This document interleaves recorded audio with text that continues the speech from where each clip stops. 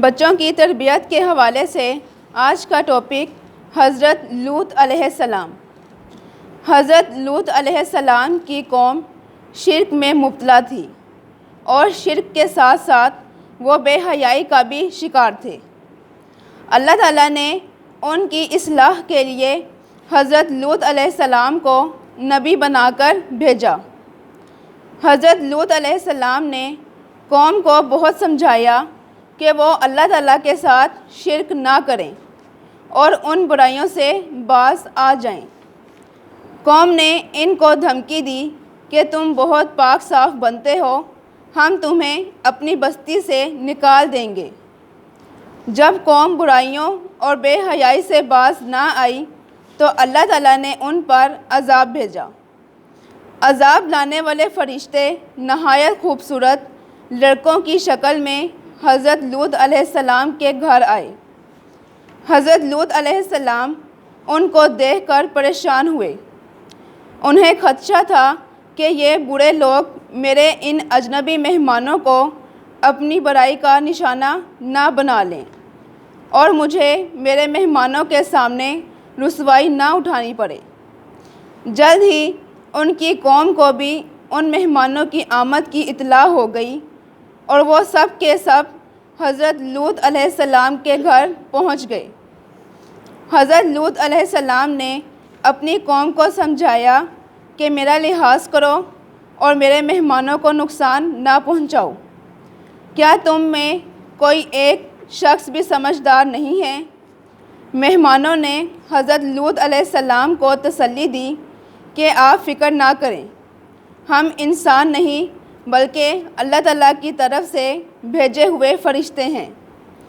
اللہ تعالیٰ نے ہمیں ان نافرمانوں پر عذاب نازل کرنے کے لیے بھیجا ہے۔ یہ نافرمان لوگ ہمیں کوئی نقصان نہیں پہنچا سکتے۔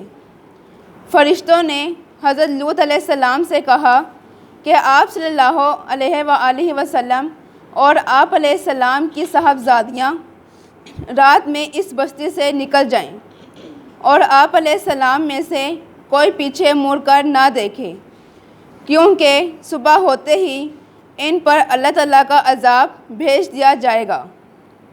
جب صبح ہوئی تو حضرت لوط علیہ السلام کی قوم پر اللہ تعالیٰ کا عذاب آ گیا۔ نافرمان قوم کو اندھا کر دیا گیا، ان کی بستیوں کو اٹھا کر پٹخ دیا گیا اور ان پر آسمان سے پتھروں کی بارش ہوئی۔ اللہ تعالیٰ نے اس بے حیا قوم کو سخت عذاب سے دو چار کیا۔ اس قوم کی اجڑی ہوئی بستیوں کے کھنڈرات بحر مردار کے قریب آج بھی عبرت کا درس دے رہے ہیں۔ انسان کو شرم و حیا اور پاک دامنی والی زندگی بسر کرنی چاہیے۔ حضرت محمد صلی اللہ علیہ وآلہ وسلم نے فرمایا، الحیاء شعبۃ من الایمان، حیا ایمان کا ایک شعبہ ہے۔ حیا والی زندگی اطمینان اور سکون والی زندگی ہے۔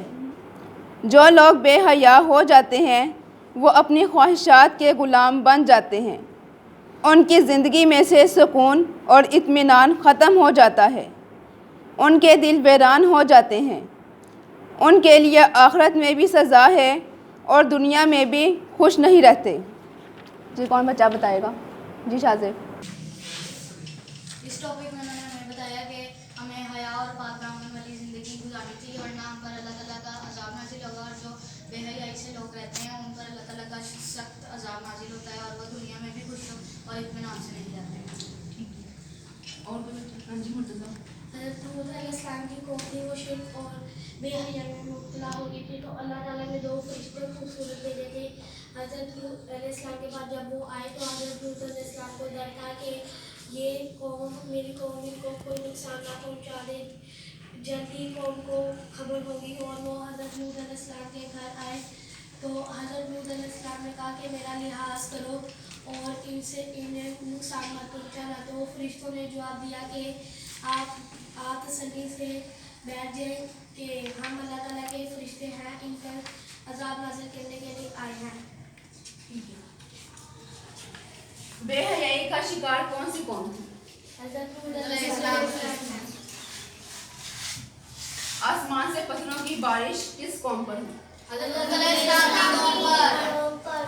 قوم لوط پر عذاب کس وقت آیا؟ صبح